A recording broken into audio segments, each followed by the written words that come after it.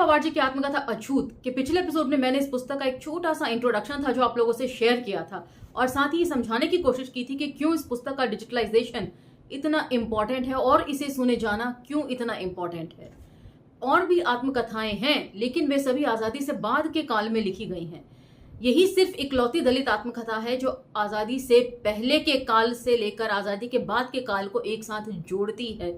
साथ ही इसमें बाबा साहब डॉक्टर भीमराव अंबेडकर के कार्यशैली का भी ब्यौरा है। लेखक ने उन्हें प्रत्यक्ष तौर पर देखा है, उस वक्त जो उन्होंने महसूस किया उसे उन्होंने बखूबी कलमबद्ध किया है और बाबा साहब के विचारों का किस तरह समाज में प्रभाव पड़ता था इसके लेखक जो हैं वो प्रत्यक्षदर्शी रहे हैं।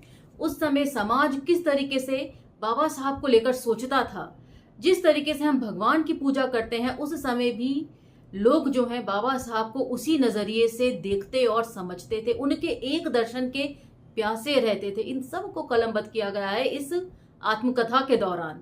उसके बाद उनके अनुयायियों ने किस तरीके से गर्त में डाल दिया बाबा साहब के इतने जतन से खींचकर लाए गए संघर्षों को, उन सब का ब्यौरा इस पुस्तक में प्रस्तुत है। आज से हम इस बेहद साधारण लोगों की असाधारण गाथा का सिलसिलेवार पाठन शुरू करेंगे, तो चले मेरे साथ। जय भीम, मैं शालिनी और आप देख रहे हैं अंबेडकरनामा।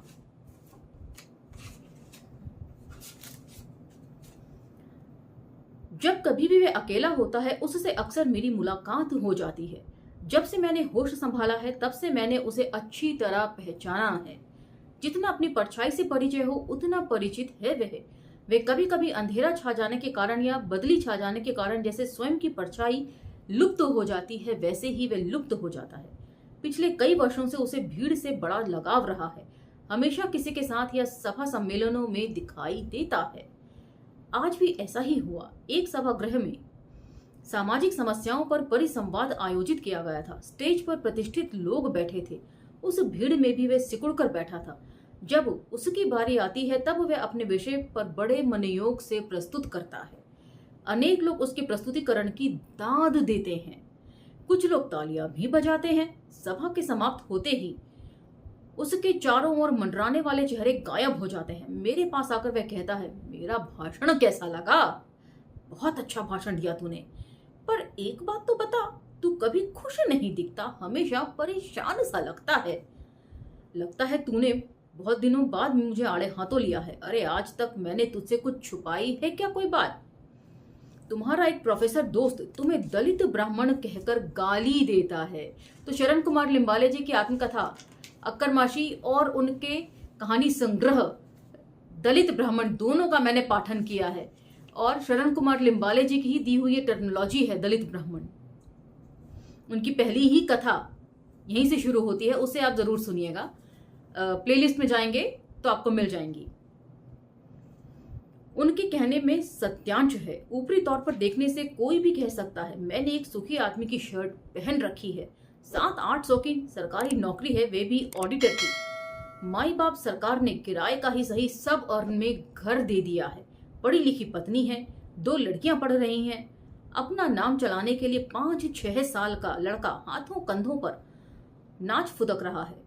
बड़ी लड़की की शादी हो गई है, पिछले साल ही उसे लड़का भी हुआ है, यानी मैं उम्र के 40 में ही नाना बन गया। मुझे देखकर ऐसा नहीं लगता। कुल मिलाकर बेल बहुत ऊपर चढ़ती हुई फल फूल रही है। तो जैसा कि दलितों के बारे में एक आम परसेप्शन ये होता है कि सबसे पहला तो ये कि लोग पढ़ाई में बिल्कुल बेकार होते हैं और आरक्षण के जरिए ये लोग सामने आ जाते हैं। उसके बाद पहनने ओढ़ने के तरीकों में जो बदलाव आते हैं, सोचने समझने के तरीकों में जो बदलाव आते हैं, वो समाज के दायरों में कहीं फिट नहीं बैठते। फिर भी तो उदास रहता है, क्या खो गया है तुम्हारा? उस गुरखे लड़के की कथा मालूम है तुम्हें? उसकी टोपी गुम हो गई थी, मैंने नहीं कहने पर वह बोला, एक गुरखे की टोपी गुम हो गई थी। लड़की को टोपी की याद आई। खाते पीते उसे टोपी ही दिखती, उसको लेकर वह सदैव बेचैन रहता। कहानी सुनिए, बड़ी बढ़िया है। जंगल में शहर से आया एक प्रेमी युगल प्रेमालाप कर रहा था। गुरखा उनका संवाद सुनता है। प्रेमी अपनी प्रेमिका की आंखों में झांकते हुए कहता है, हे प्रिये, मुझे तुम्हारी आंखों में चांद, सूरज, फूल, गाजर, सुहानी शाम का नंदन वन दिखाई दे रहा है। चोरी से संवाद सुनने वाला गुरखा आगे बढ़कर पूछता है, अरे जरा देखना भाई, मेरी गुम टोपी उन आंखों में कहीं दिखाई दी है? दार्शनिकों का मुखौटा पहनकर इस तरह मत बको, ठीक ठीक बताओ क्या हुआ, सीधे सीधे क्यों नहीं बताते? मैंने बताया। कैसे बताया जा सकता है सीधे सीधे? वह सारा क्या एक दिन का है? पूरे 40 साल की जिंदगी का जीवित इतिहास है। जीवन में कौन सी सब्जी खाई आज याद नहीं रहता। वैसे मैं बड़ा भुलक्कड़ हूं, विस्मरण की आदत के कारण ही जीवित रह सका, नहीं तो सर फटवा कर मरने की बात थी। तो मतलब जो भी कुछ बुरा है, यदि आप उसे भुलाते नहीं हैं, छोड़ते नहीं चलते हैं, तो जिंदगी जो है वो पहाड़ जैसी जान पड़ती है। इसलिए अपने मन की गांठों को खोलते चलिए, जिससे जीवन जो है वो जीने लायक बना रहे।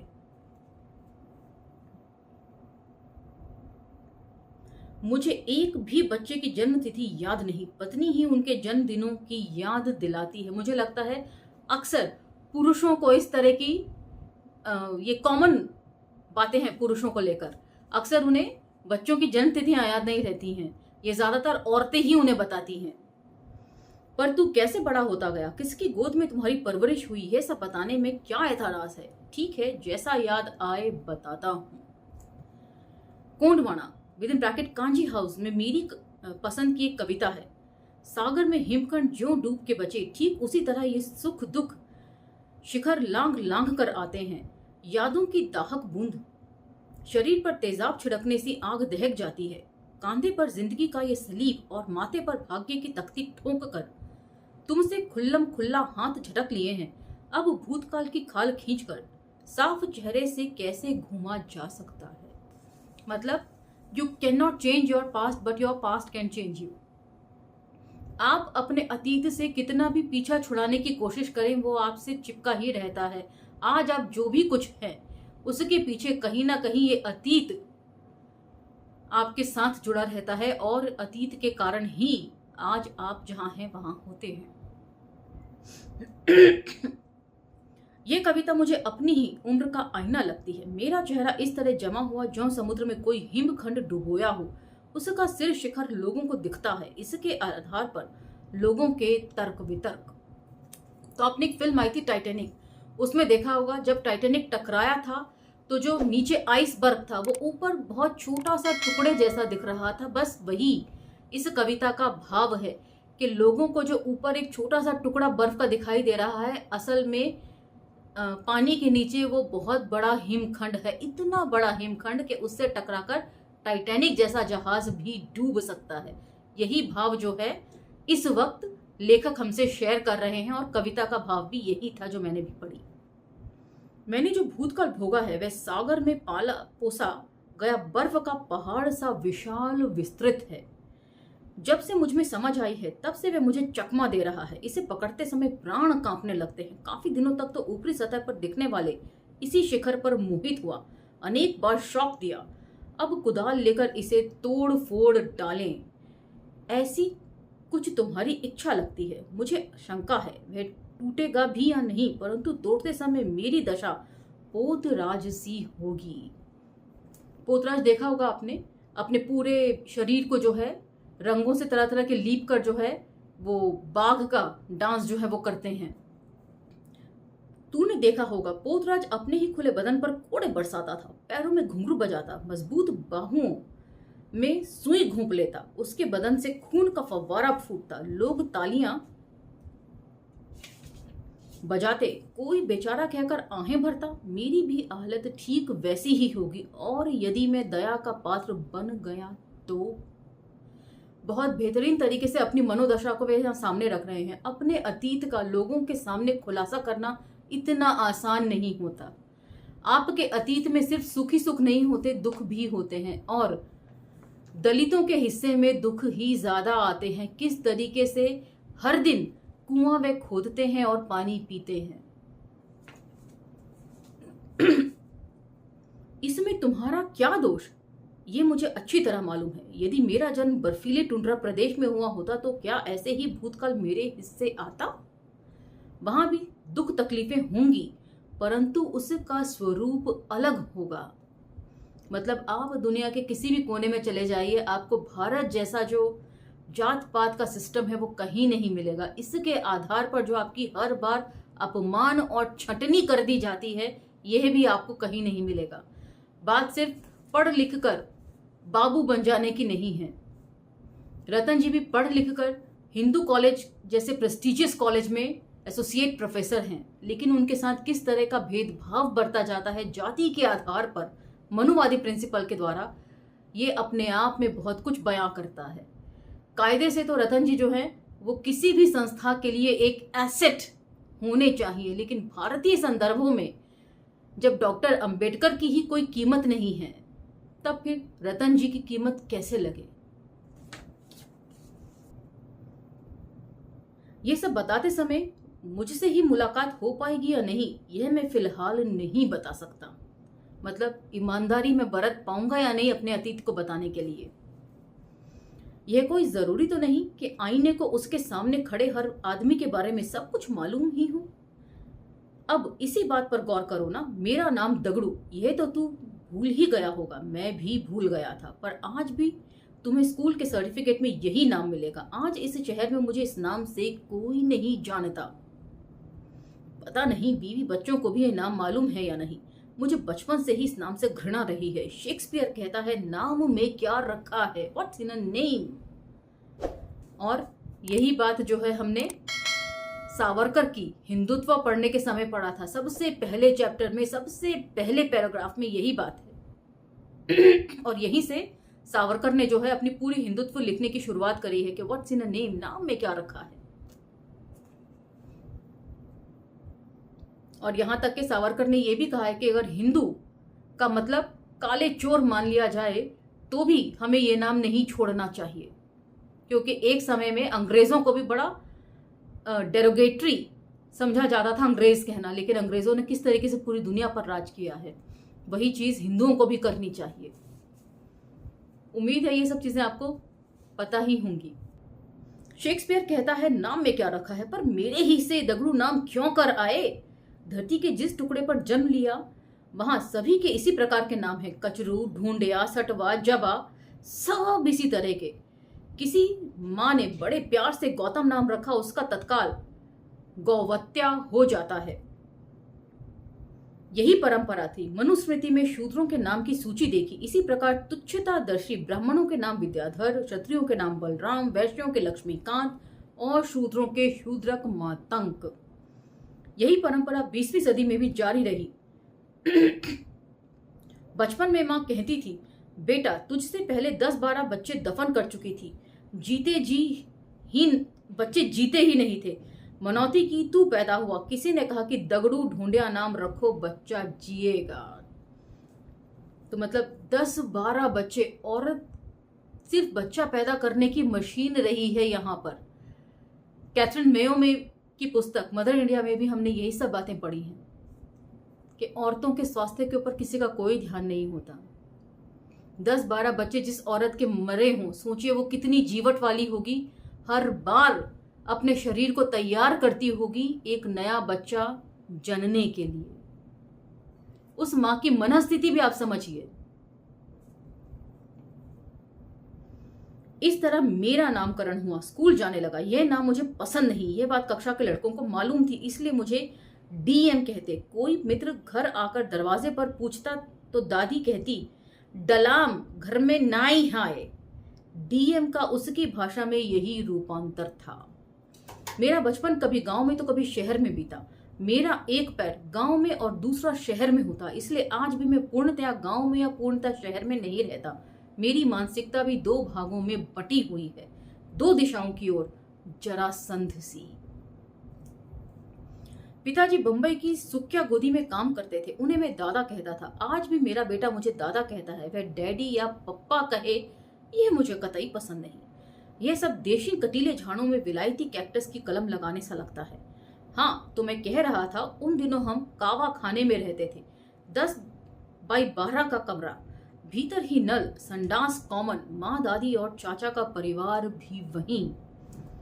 आज आपको बंबई के नक्शे में कावा खाना नहीं मिलेगा। उन दिनों फारस की खाड़ी से छूटने वाली ट्राम फोरास रोड नाका से गिरगांव की ओर जाती थी।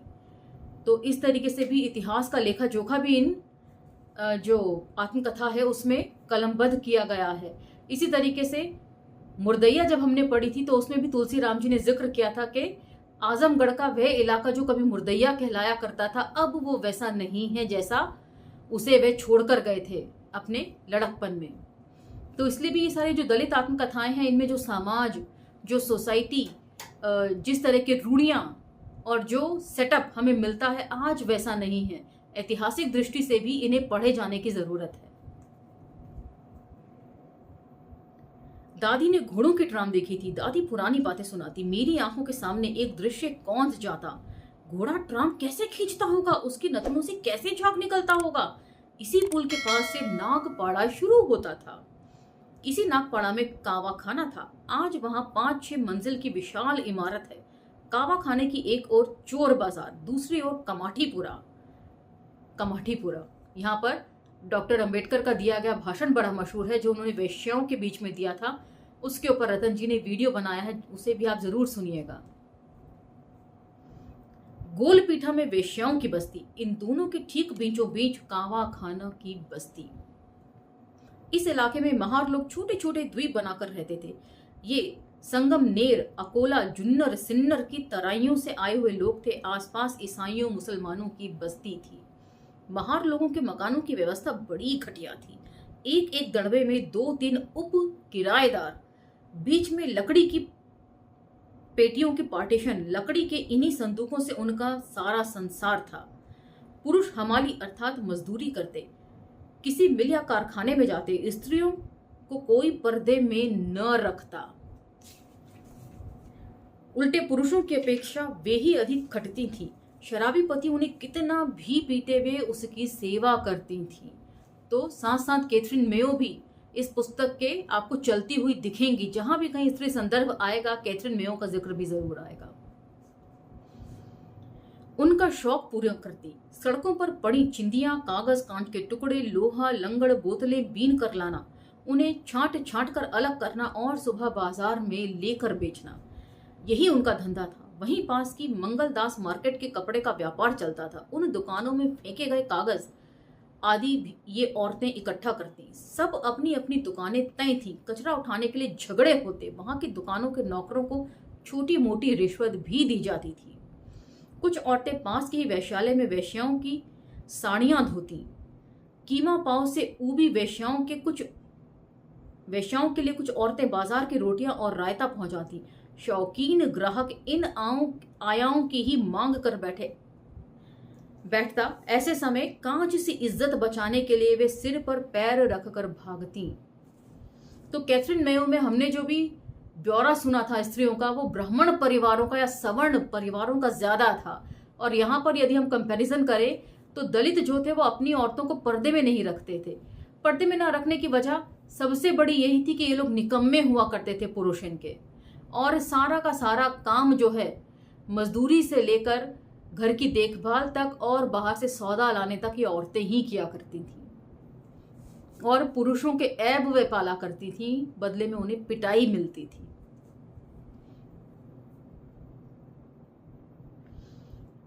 कावा खाने की एक और खासियत थी। बस्ती के पास ही एक क्लब था, करीब करीब खुला। बड़े हॉल के सामने खुली जगह में चटाई की दीवारें, विलायती टाट की छत, इसी क्लब को कावा खाना कहते।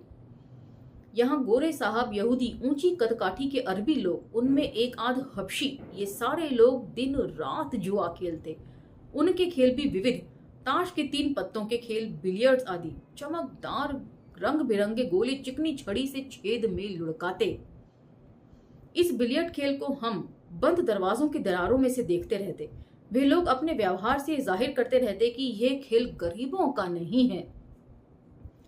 क्लब के ये अमीर लोग काम धंधों पर कभी जाते न दिखते। सुबह से रात तक बस वहीं पड़े रहते। बिना दूध की चाय पीते। ऐसे ही एक और पेय वे पीते जो कोको के बीज से तैयार किया जाता, उसे वे कावा कहते। तो इसीलिए उस पूरी बिल्डिंग को कावा खाना बोला जाता था। इस गहरे काले पे से गाजर जैसे लाल सुर्ख यहूदियों को कौन सा आनंद मिलता होगा, भगवान जाने।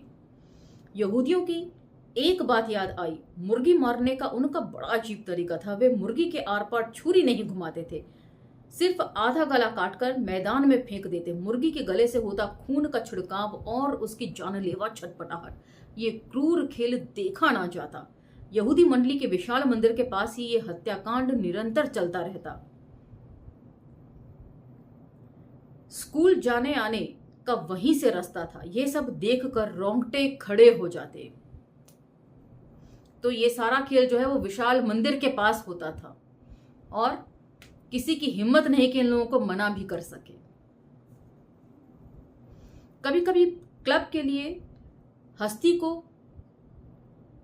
कभी कभी क्लब के लिए बस्ती को हैरानी होती, कब हुल्लड़ होगा, कुर्सियां बर्नियां अर्थात वो जो कांच के मर्तबान होते हैं कि फेंक फांक होगी, बताना मुश्किल होता। दिन भर सट्टा बैटिंग रेस यही शब्द कानों में टकराते, बैठे बैठे हजारों रुपए आर पार हो जाते। कोई कंगाल होता, कोई मालदार।